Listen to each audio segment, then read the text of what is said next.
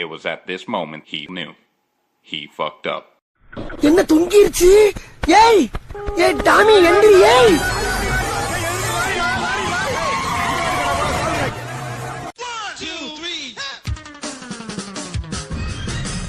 ஒரு பெரிய பையன் பார்க்கதான் போறியே மோட்டோ பிளாகிங் செய்வானே சூப்பர் கண்டென்ட்னால உங்களை திரும்பி பார்க்க வைப்பானே.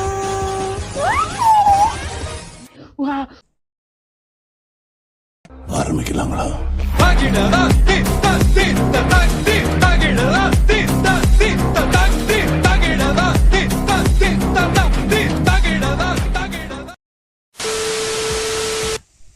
ஸோ ரீசெண்டாக பார்த்தீங்கன்னா எனக்கு பர்த்டே வந்துருந்துச்சு. நான் வீட்டில் செலிப்ரேஷன் பண்ணிவிட்டு வருஷம் கோவிலுக்கு போவேன்.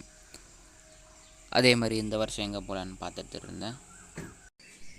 நானும் ரொம்ப மூளையெல்லாம் போட்டு குழப்பி எங்கே தான் போகலான்னு நான் முடிவு பண்ணும்போது மருதமலைக்கு போகலான்னு ஒரு பிளான் வந்துச்சு. சரி மருதமலை தானேன்னு பார்க்கும்போது இந்த பக்கம் மழை ஸ்டார்ட் ஆகிடுச்சு அன்ஃபார்ச்சுனேட்லி. ஸோ மறுபடியும் பிளான் மாற்றிச்சு. ஸோ இந்த வாட்டி திருத்தணிக்கு போகலான்னு பிளான் பண்ணியிருந்தேன். வருஷம் ட்ரெயினில் தான் போவோம், பட் இந்த வாட்டி பைக்கில் போகலாம் அப்படின்றதுனால பைக்கில் எல்லாத்தையும் பேக் பண்ணிவிட்டு எங்கள் வீட்டு பக்கத்தில் இருக்க முருகன் கோயில்கிட்ட போய் அவர்கிட்ட இன்ஃபர்மேஷன் கொடுத்துட்டு அதுவும் அப்படியே பெங்களூர் டு திருப்பதி ஹைவேல வண்டியில் போயிட்டே இருந்தேன். போயிட்டுருக்கும்போது பாதியில் பசிச்சு. ஸோ ஒரு நியரஸ்ட் சித்துப்பேட்டை ஒரு தாபா வந்துச்சு. அங்கே நம்ம இறங்கி டீ காஃபி குடிச்சிட்டு சரி என்ன தான் இருக்குதுன்னு பார்க்கும்போது அழகான கான்க்ரீட் ஹைவே தான் தெரிஞ்சிச்சு. ஆனால் நல்லா இருக்குங்க ரோடு. நீங்கள் வர்றது இருந்தால் நமக்கு வரலாம், நல்லாயிருக்கு ரோடு. சரி நம்மளுக்கு சாப்பாடு வந்துச்சுன்ட்டு சாப்பாடை நாக் அவுட் பண்ணி அப்படியே டோல்கேட் வழியாக போக ஆரம்பிச்சிட்டேன். ஸோ ஆச்சுங்க ஒரு 12 மணிக்கு விட்டுருப்பேன். நாங்கள் போய் சேர வந்துட்டு ஒரு 4:30 மணி ஆச்சு. 4:30 மணினாலும் போகிற இடமெல்லாம் நல்லா இருந்துச்சு. முக்கியமாக இந்த ஆந்திரா டு இது தமிழ்நாடு கனெக்ட் பண்ணுற ஹைவே சக்கதாக இருக்கும். ஆனால் வில்லேஜ் ரோடு தான். ஆனால் என்ன நீங்கள் ஓட்டணும்னு நினச்சிங்கன்னா நேர் ரோடு தான். வளைஞ்சு தான் போகாது, ஒரே நேர் ரோடு. அடிச்சுட்டு போயிட்டே இருக்கலாம். சூப்பராக இருக்கும். நான் போன நேரம் முகூர்த்த நாள்ன்றதுனால எனக்கு எங்கெங்கே சுற்றியும் கடைசி வரைக்கும் ரூமே கிடைக்கல. தெருவாக அலைய விட்டு தான் பாக்கி. நல்லா தான் இருக்குது ரோடு. சரி லெஃப்டில் போய் பார்ப்போம் அப்படின்ட்டு கிளம்பிட்டே. பார்க்காதே இந்த ரோடு பார்த்துக்கிட்டிங்கன்னா நீங்கள் இதோ ரைட்டில் வர்றது திருத்தணியோட பஸ் ஸ்டாண்டுலேருந்து நேராக போயிட்டே இருந்தோன்னா நம்ம கோயிலுக்கு போகிற சரவண பொய்கைக்கு டைரெக்டாக ஸ்டெப்ஸ் இருக்கும், அங்கே ஏறி போயிடலாம். ரைட்டில் பார்த்தீங்கன்னா அது ஒரு தேட்டரு. நான் ஜூலை 11ஆம் போனேன். 12ஆம் இந்தியன் டூதர் ரிலீஸு. தாத்தா கதற விட போகிறாருன்னு சொன்னது உண்மை தான். ஆனால் ஜனங்களில் பார்க்க வந்த ஃபேன்ஸை தான். ஸோ அப்படியே நேராக போயிட்டே இருந்தீங்கன்னா உங்களுக்கு ரைட் சைடில் சாமிக்காக முடி கொடுக்குற இடம் வரும். நீங்கள் அங்கே அதான் முடி கொடுத்துட்டு நீங்கள் நேராக போயிட்டே இருக்கலாம். ஆனால் எனக்கு அப்போ தெரியாது கோவில் போகிற ரோட்லேயே நம்மளுக்கு ஒரு ரூம் கிடைக்கும் அப்படின்னு. பார்த்திங்கன்னா இதுதான் ஒரு ரூம். ஃபேனெல்லாம் போட்டு கொடுத்துருந்தாங்க. அழகான பெட்டு, ஒரு ஃபேன், டிவி கிடையாது. பட் இருந்தாலும் 1000 ரூபாய்க்கு ஒரு டீசெண்டான ரூம். லேட் ஆகிடுச்சுன்ட்டு 5:30 மணி ஆகிடுச்சு. 6 மணிக்கு சாமியை பார்க்க கிளம்பிட்டேன். இது தாங்க சரவண பொய்கை. இதில் அப்படியே நம்ம காலை நனைச்சிட்டு தலைக்கு தண்ணி தெளிச்சிட்டு லேட் ஆகிடுச்சே அப்படின்ட்டு அவசரமாக மலை ஏற ஆரம்பிச்சிட்டேன்.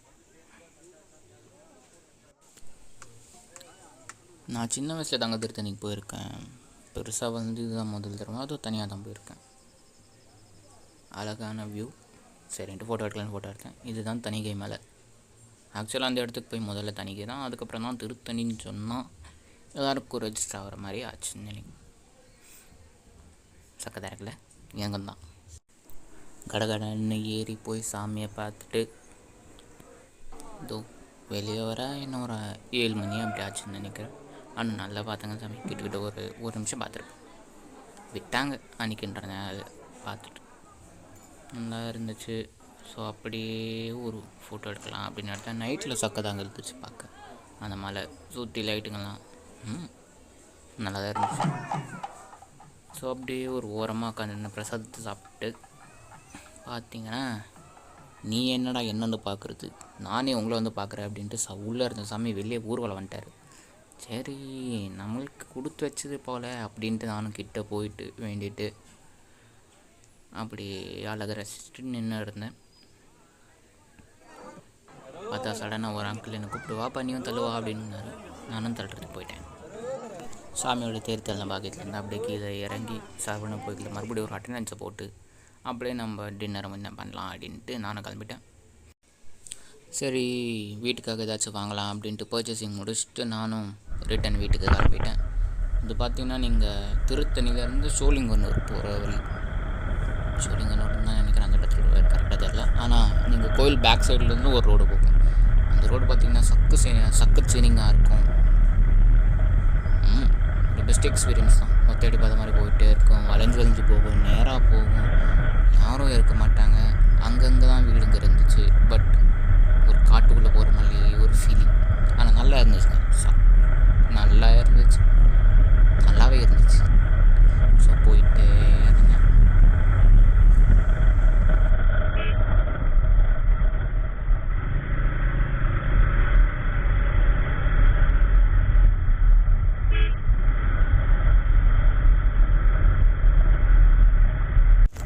அது முடிச்சுட்டு அப்படியே நம்ம நேஷ்னல் ஹைவேக்கு வந்துட்டேன். ஆல்மோஸ்ட் இது வேலூர் ரோடு, வேலூர் கிட்ட வர ரோடு தான். நல்ல ஒரு ஃபாஸ்ட்டில் போயிட்டு இருந்துச்சு. ஆக்சுவலி 130 போனால் அதை ரெக்கார்ட் பண்ண முடியல, ஏன்னா சும்மா எவனா கொஞ்சம் ஸ்ட்ரைக் பண்ண அப்படின்ட்டு அப்லோட் பண்ண மாட்டேன். ஆனால் 130+ போச்சுங்க வண்டி. அதுக்குன்னு ஜாஸ்தி போவோம், நான் அவ்வளோதான்.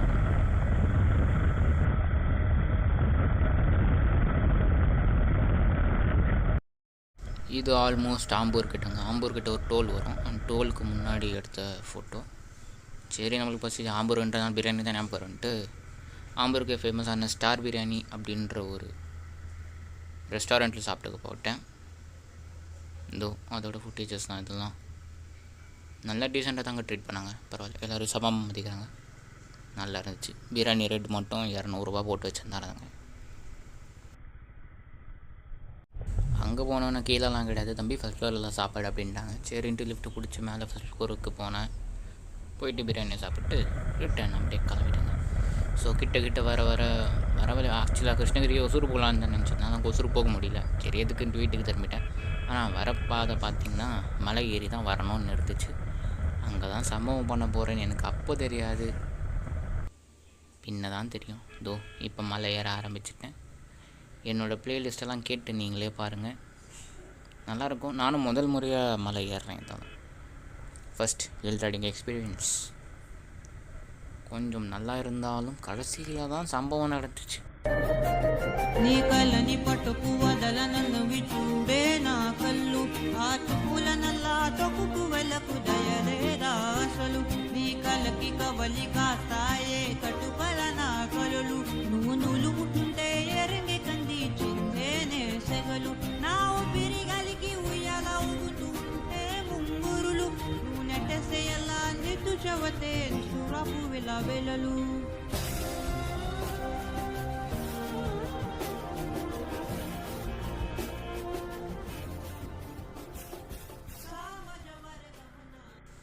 மலை மேலே நிறைய என்னோடய சொந்தக்காரங்க தான் இருந்தாங்க.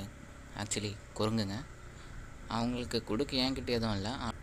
எனக்கு முன்னாடி போன கார் பார்த்திங்கன்னா அவங்க செப்பரேட்டாக நிற்க வச்சு மங்கீஸ்க்கு வாழைப்பழம் எல்லாம் சுற்றி நின்ற ஊரே பார். நம்மளால எதுவும் கொடுக்க முடியலன்ற ஒரு சீனுகளுக்கு தான் அடுத்த வாட்டி வரும்போது கண்டிப்பாக தான். ஆனால் இத்தனை பேர் கொடுக்க முடியுமா என்னன்னு தெரியல.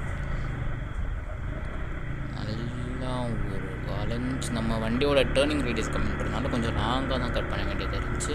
ஆனால் சூப்பராக இருந்துச்சு. உள்ள ஒரு வியூ பாயிண்ட்டு, வண்டியை ஓரங்கிட்டு ஃபோட்டோ தான் எடுக்கலாம் அப்படின்னு நான் நினச்சிட்டு போயிட்டே இருந்தேன். ஆனால் எனக்கு தெரியாது இந்த பெண்டில் தான் சம்பவமே. நல்லா டேர்ன் அடிக்கலாம்னு நினச்சி ஜடக் அப்படின்ச்சு.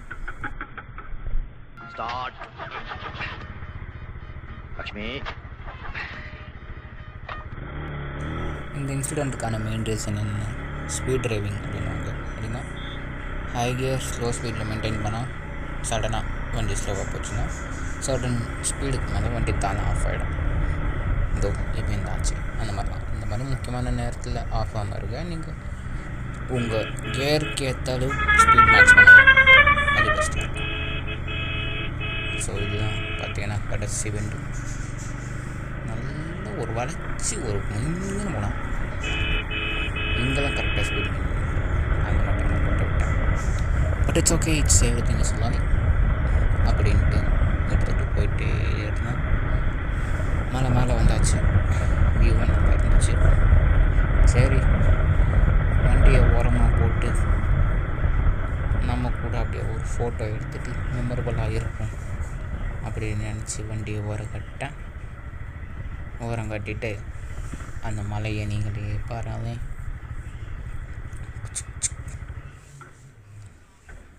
ஆஃப் பண்ண ரேடியேட்டர் ஃபேன் ஆனாச்சு.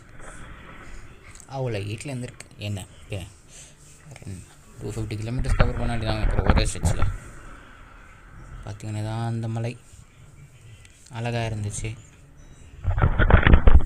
ஃபஸ்ட் அப்படியே நம்ம பாஷா பாயை வச்சு ஒரு ஃபோட்டோ நல்லா இருக்கல. அப்படியே நம்ம மட்டும் தனியாக லெஃப்ட்டு இந்த ரைட்டு வாங்கிக்கோ அப்படின்ட்டு தம்ஸ் அப் சிம்பிள். மறுபடியும் இன்னும் ஒரு ஃபோட்டோ இல்லை வீடியோ எடுக்கிற மாதிரி ஒரு ஃபோட்டோ, இந்த டிபி சிம்பிள். அப்படியே பாஷா கூட நம்மளும் ஒரு செல்ஃபி, இது இன்னொரு செல்ஃபி. வீடியோ ஆக்சுவலி சீக்கிரம் வந்துருக்குங்க. நான் தான் சோம்பேறி, எல்லா கிளிப்ஸும் எடுத்து போட்டு எடிட் பண்ணி அப்லோடு பண்ணேன். சோம்பேறி பட்டுட்டு போன ஃப்ரைடே எடிட் பண்ணேன். அப்படி நான் எடிட் பண்ண ஆரம்பித்தேன். இந்த ஃப்ரைடே தான் அப்லோடே